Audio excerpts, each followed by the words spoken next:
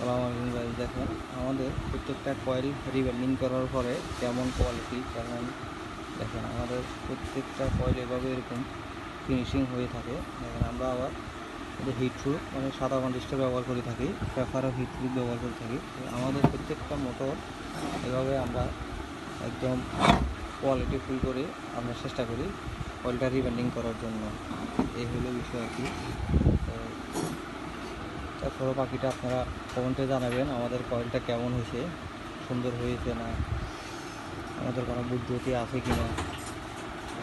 সবাই কমেন্টে অবশ্যই জানাবেন। এগুলো বিষয় আর কি। সবাই ভালো থাকবেন।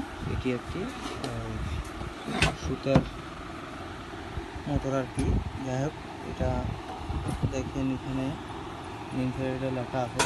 এটি 180 ওয়াট, 2.2 অ্যাম্পিয়ার, 0.75 হর্স পাওয়ার।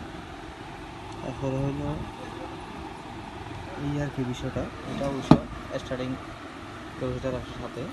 এই হলো বিষয়।